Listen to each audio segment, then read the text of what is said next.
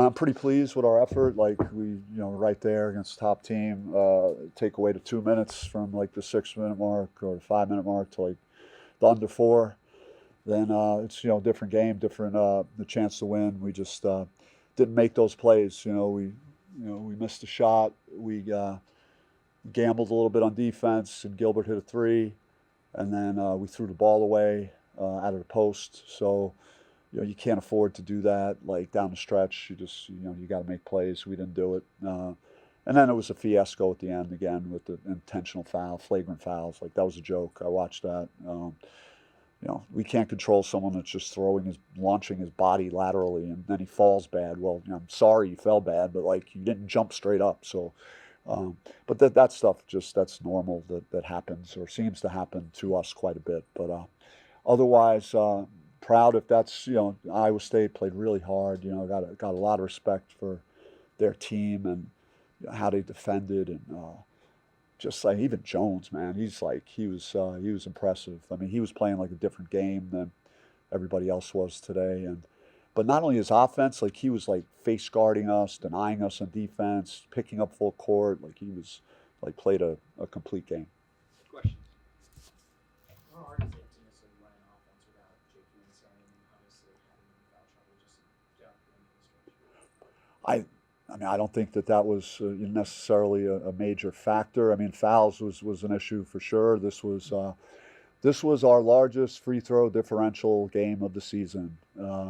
Even at Gonzaga, they shot 11 more free throws there, and on our home court, which was more like a court that we practice on, and it was like a home neutral, I'll call it. Based on how Iowa State came to the game today. It was disappointing. It was certainly disappointing that we couldn't play better in those last few minutes. But the fouls were an issue.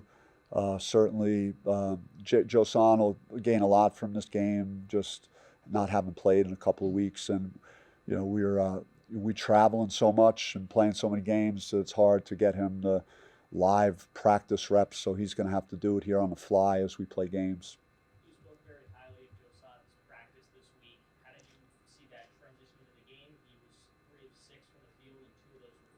Yeah, he hit some big shots. Hit a big shot in the corner in the first half, another shot in the second half. He's got to do some other things. We got to watch the film. Like late in the game with Jefferson, he had to come over and rotate, and he kind of let him go in and lay the ball in. He was off the ball there, so he needed to. There's plays like that he's got to get better at. He's got to realize defenses are going to try and crowd him.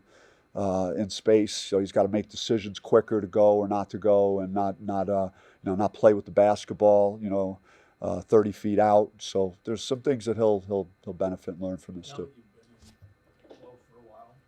If there's a game that you feel like there's some inconsistent officiating, do they listen to you? Do you send in tapes? I like those guys. I mean, I like all these guys. The guys I've been doing this with. The crew on this game is great. I didn't agree that it was a flagrant one, and I didn't agree with Joe Son's fifth foul after watching that. So like that, yeah, I mean, you're going to have those types of things happening. You're going to wonder why on your home court or your home neutral that you shot that many less free throws than your opponent, and because hasn't been the tale of the tape all year. Like we've been like. Either shot more than our opponent or right there with our opponent, and it was a bigger differential than normal tonight. Iowa State plays with such physicality. Do you think that leads to getting away with more? If you're off the ball and you're being as physical as they are, it's obvious to me that they're not going to call as many fouls as are out there. That's for sure. Yeah. Good 11 turnovers in the second half compared to 7 in the first. How do you think your team responded to all that Iowa State physicality as the game went on? Well, I mean, we didn't. I mean, we talked to the guys about, we haven't had a game this season under 10 turnovers. As I was preparing and watching, I just noticed that little graphic. I think it was on our West Virginia game maybe. So, like, you would expect us to reach doubles, right? If now we played enough games, but 18 is way too many, especially down the stretch. We can't, when we need to get a shot on the basket, we can't throw the ball away or lose the ball, So, Bashir battled. They're big and physical, and he had some really nice moments for us and helped us. He's as a senior though, you can't have 6 turnovers, man. He's got to take care of the ball better. From the Kevin, saying first, home neutral, have you, outside of the U of A game, maybe ever seen so many road teams manage No, to no, never. This is since I've been. I never had a. Even when we played Kansas here years ago, it was different era, different time.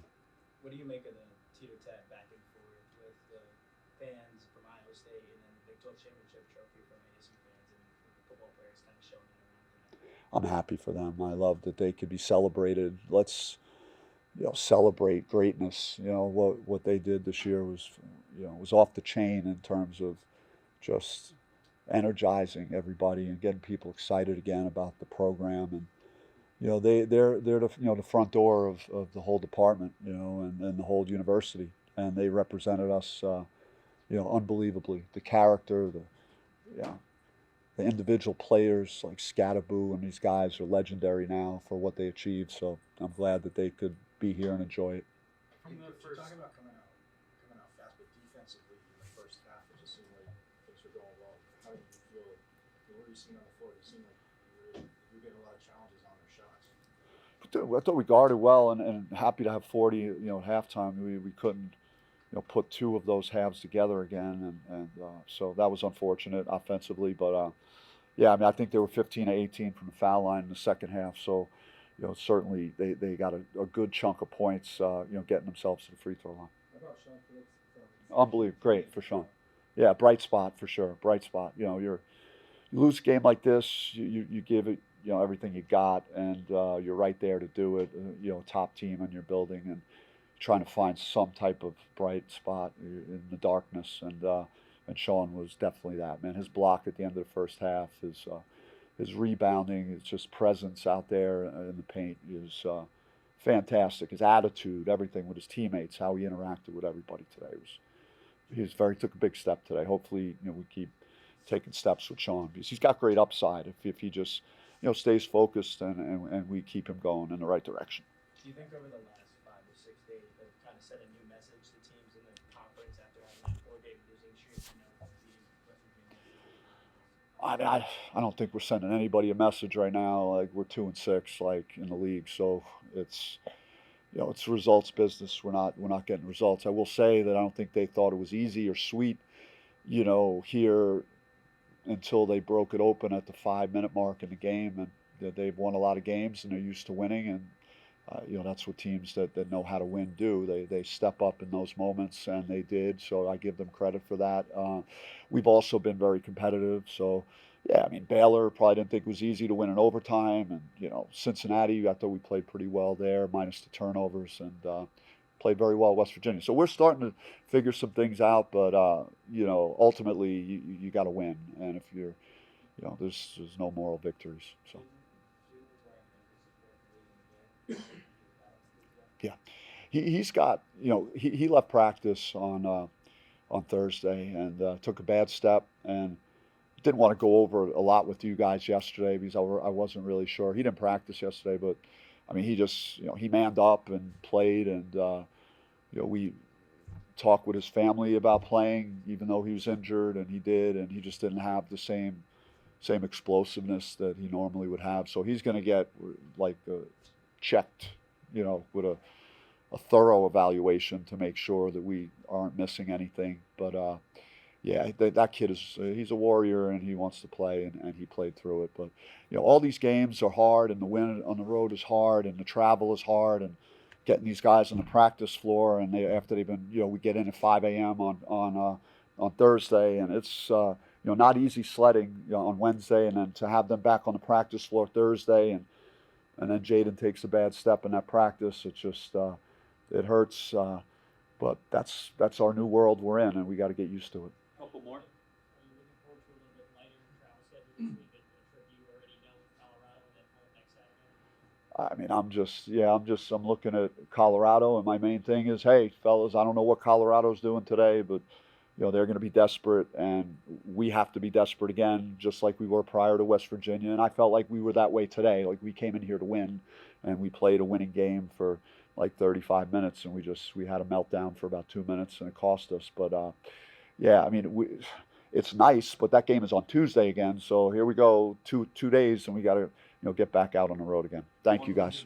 Okay. Are you more on the encouraged side today or more on the frustrated side? I would say that I respect my team for what they did and how they competed for me, and against a very good team. And I knew it was going to be hard to beat this team, and we had answers for a lot of what they did for a good period of that game, and we just like I said, we couldn't execute, and we didn't stop them when we needed to for about 2 minutes in late in that game, and that cost us.